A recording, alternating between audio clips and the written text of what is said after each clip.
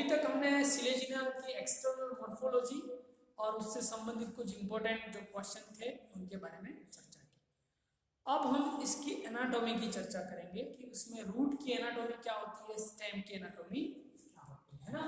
तो पहले हम बात करते हैं टीएस ऑफ रूट, जड़ की आंतरिक संरचना। तो शुरू में हमने वैसे पढ़ा था टेरिडोफाइट्स में अपस्थानिक जड़ें पाई जाती है, तो सिलेजिनेला में भी अपस्थानिक जड़ पाई जाती है। इससे पहले ब्रायोफाइट्स में क्या थे, राइजोइड्स थे, मूलाभास थे, इसमें अपस्थानिक जड़ें पाई जाती है। फिर जिम्नोस्पर्म और एंजियोस्पर्म में वास्तविक या ट्रू रूट्स का विकास हो जाता है। तो अगर हम इसके जड़ की आंतरिक संरचना को देखें तो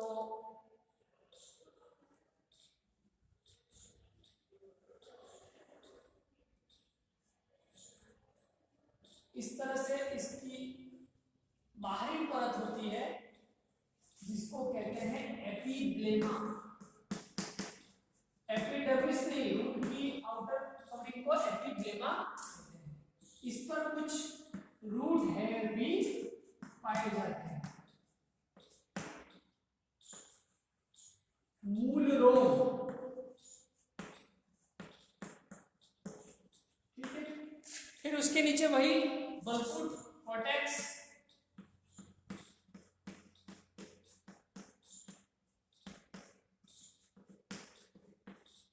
ये आप एनाटॉमी सेकेंड ईयर में डिटेल में पढ़ोगे, हालांकि 12वीं में आपने पढ़ा है।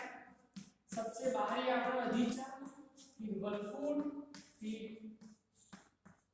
अंतःचर्म, फिर परिरम, और परिरम के अंदर हमारा होता है समान फूल जिसमें जाइलम और फ्लायम पाए जाते हैं। चलिए, तो ये हमारा रीजन हो गया, दैट इज कॉर्टेक्स। ठीक है, कॉर्टेक्स की जो सबसे भीतरी परत होती है दैट इज एंडोडर्मिस। हिंदी में इसको कहते हैं अंतःत्वचा।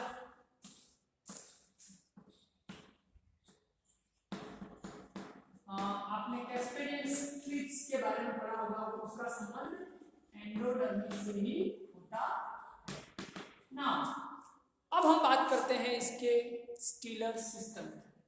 तो इसका जो रंग होता है, पहली बात तो ये कि हमने पढ़ा रंग का जो बाहरी आवरण होता है उसको क्या कहते हैं, पेरिसेकल, परिरंभ।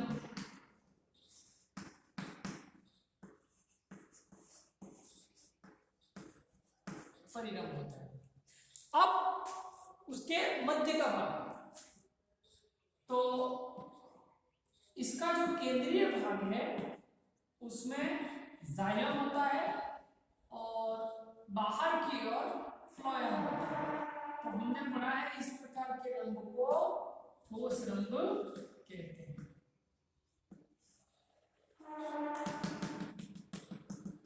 लेकिन यहाँ पर एक और खास बात, जाइलम के दो पार्ट होते हैं, प्रोटोजाइलम, मेटाजाइलम। जो शुरुआत में बनता है सकरा होता है, दैट इज प्रोटोजाइलम। तो इसमें प्रोटोजाइलम बाहर की ओर होता है और मेटाजाइलम भीतर की ओर होता है, और इस कंडीशन को कहते हैं एक्सार्च, बाह्य अधिदारुक। ये हमारा पूरा है। So the main characteristics of the stele of Sileginella, that the stele is monostelic and exarch. यह एक आधिदारुक होता है, यानी एक वेस्कुलर बंडल होता है। ये एक ही है, ऐसे बहुत सारे नहीं है। और ये एक्सार्च है, बाह्य अधिदारुक कंडीशन। बाह्य अधिदारुक कंडीशन क्या होती है, जिसमें प्रोटोजाइलम बाहर की ओर हो और मेटाजाइलम भीतर की ओर हो।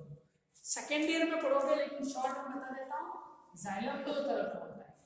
एक तो होता है मेटाजाइलम जिसमें गुहा, जिनकी आंतरिक गुहा थोड़ी सक्रिय होती है, बड़ी होती है, और एक होता है प्रोटोजाइलम जो कि अपेक्षाकृत कम संकरा होता है। तो प्रोटोजाइलम बाहर की ओर, मेटाजाइलम भीतर की ओर हो, तो उस कंडीशन को कहते हैं एक्सार्च, जो कि जड़ की प्रमुख विशेषता है ना। फिर तने में सिचुएशन जो है वो बदल जाती है, जिसको एंडार्क कंडीशन कहते हैं। आगे आप ये डिटेल पढ़ोगे तो this is all about the internal structure of the root of the Selaginella. अब इसका स्क्रीनशॉट ले लीजिए या चित्र बना लीजिए, फिर हम उसके स्टेम पर आते हैं।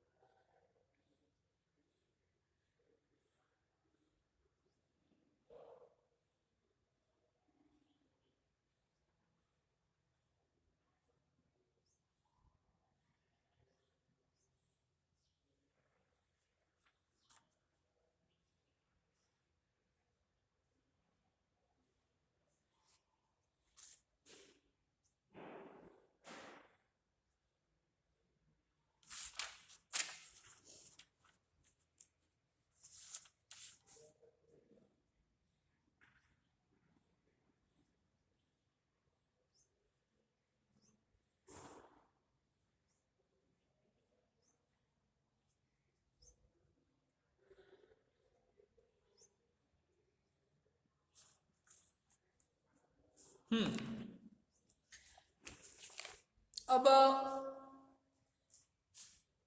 ये तो हमने जड़ की बात की।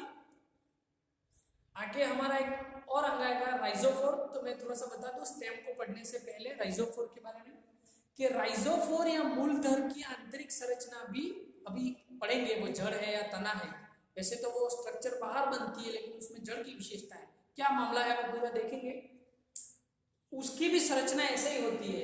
ये एपिब्लेमा रूट हेयर नहीं होता है, बाकी वही बाहरी स्तर एपिडर्मिस, कॉर्टेक्स, फिर वही एकाधिदारुक बाह्यदारिक कंडीशन, और इसी प्रकार का ठोस रंग उसमें पाया जाता है। हम आगे जो पढ़ने जा रहे हैं वो है इसके स्टेम की स्ट्रक्चर। तो इसके तने की आंतरिक संरचना में कई सारी विविधताएं देखने को मिलती है। ये मोनाड भी होता है, डाइआड भी होता है, एकाधिदारुक भी होता है, द्विआधिदारुक भी होता है, कहीं कहीं ठोस रंग देखने को मिलता है, कहीं कहीं एक्टिनोस्टिल हमने पढ़ा था वो भी देखने को मिलता है। तो कई सारी इसमें विशेषताएं होती हैं। तो पहले मैं डायग्राम बना लेता हूं, फिर आगे बात करते हैं हम कि टीएस ऑफ स्टेम।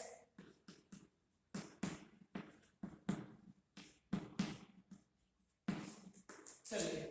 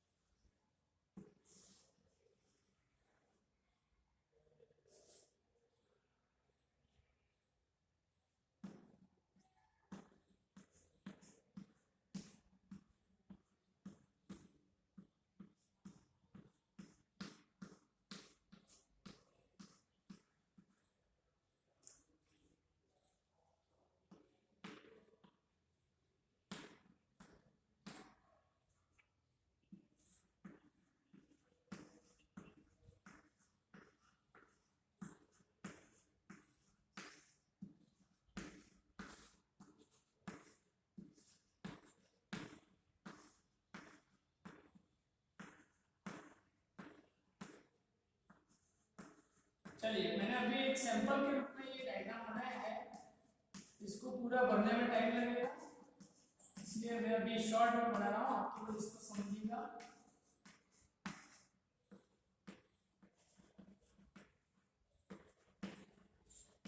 ये आपको इस गोलाकार कोशिकाओं से पूरा भर देना। अभी इसे मैं आपको समझा रहा हूँ। चलिए ये बाहरी जो लेयर है दैट इज एपिडर्मिस। एपिडर्मिस के भीतर ये भाग है दैट इज कॉर्टेक्स। अब इसके वेस्कुलर सिस्टम की बात करते हैं। देखिए कभी कभार तो इसमें एक स्टिल दिखाई देता है, कभी दो दिखाई देते हैं, कभी दो से ज्यादा भी दिखाई देते हैं। तो यहाँ पर आप देख रहे हो विशेष प्रकार का स्टिल है। इसमें क्या है ये समझना कि हमारा ये जो आवरण है वो एंडोडर्मिस है, और एंडोडर्मिस से ये कुछ पट्टियां निकली हुई है जिससे हमारा रंग बिल्कुल बीच में आ जाता है। वो ठोस रंग होता है जिसके केंद्र में तो जाइलम होता है और परिधि की ओर फ्लोएम होता है। तो हमारा ये वाला भाग है दैट इज एंडोडर्मिस, और ये जो पट्टियां बनी हुई है जिससे ये गुहा जैसा स्थान बन जाता है उसको कहते हैं एंडोडर्मल ट्रेबेक्युली, पट है ये, ठीक है। और ये हमारा बीच वाला जो भाग है दैट इज प्रोटोस्टिल। तो कभी कभी पूछा जाता है कि एंडोडर्मल ट्रेबेक्युली किस वंश की विशेषता है। ये सिलेजिनेला के स्टेम में ये कंडीशन पाई जाती है, प्रोटोस्टिल कंडीशन होती है और एंडोडर्मिस में ये पट्ट बन जाते हैं। ये हमारा अंदर की ओर जो है वो प्रोटोस्टिल है और हमारा ये वाला भाग है वो परिरंध्र है, पेरिसेकल, ठीक है। तो आप इसको बना लें, फिर आगे बढ़ते हैं।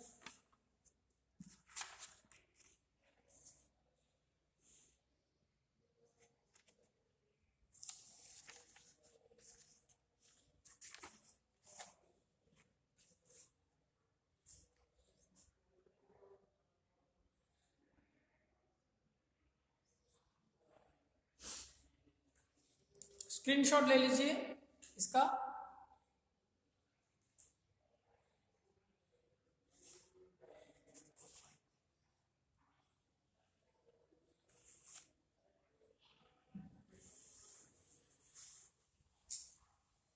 चलिए अब परीक्षा की दृष्टि से एक महत्वपूर्ण प्रश्न जो बनता है दैट इज सिलेजिनेला के राइजोफोर की आकारिक प्रकृति, क्योंकि राइजोफोर के बारे में विवाद है, उसको क्या माने, तना कहें या जड़ कहें। So the morphological nature of rhizophore. चलो अब पहले राइजोफोर क्या था समझ लेते हैं। मान लो ये जैसे ब्रांच है, ये यहाँ पर पत्तियां पाई जाती हैं यहाँ पर,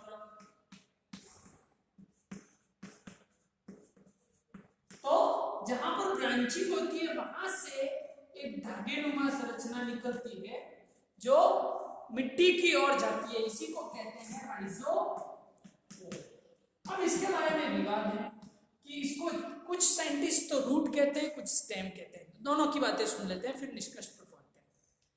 कुछ विद्वान इसको जड़ मानते हैं। अब जड़ इसको क्यों कहा जाता है, उसके पीछे तर्क क्या दिए जाते हैं, उसके बारे में सुनते हैं। नंबर 1, यह धन गुरुत्वानुवर्ती होता है, पॉजिटिव जियोट्रॉपिक, मतलब यह धागा ऊर्ध्व रूप से वृद्धि नहीं करता, जमीन की ओर जाता है।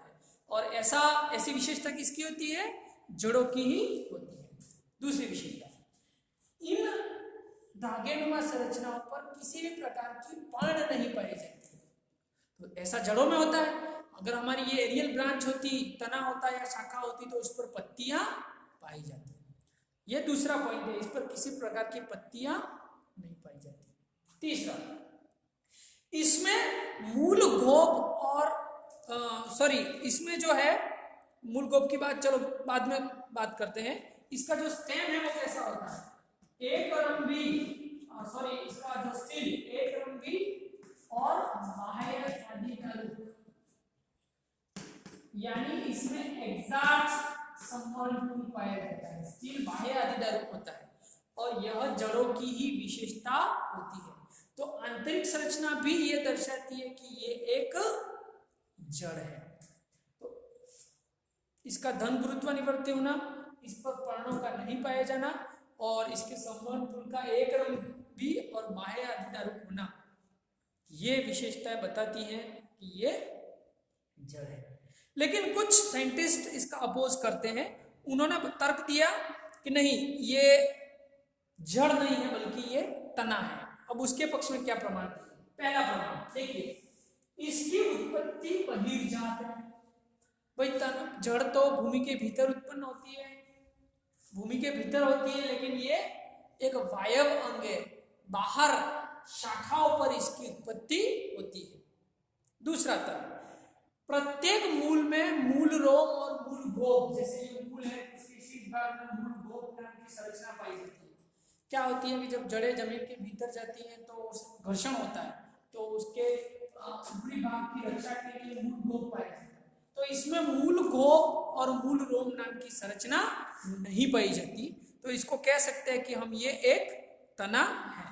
दूसरा, आगे बढ़ोगे लेकिन अभी शब्द सुन लेते हैं कि इसकी उत्पत्ति कोणीय विभाजन तक से होती है, जो कि एक तनों की विशेषता है, एंगुलर मेरिस्टेम कहते हैं। राइजोफोर की उत्पत्ति कोणीय विभाजन तक से होती है, जो ये बताती है कि यह तना है।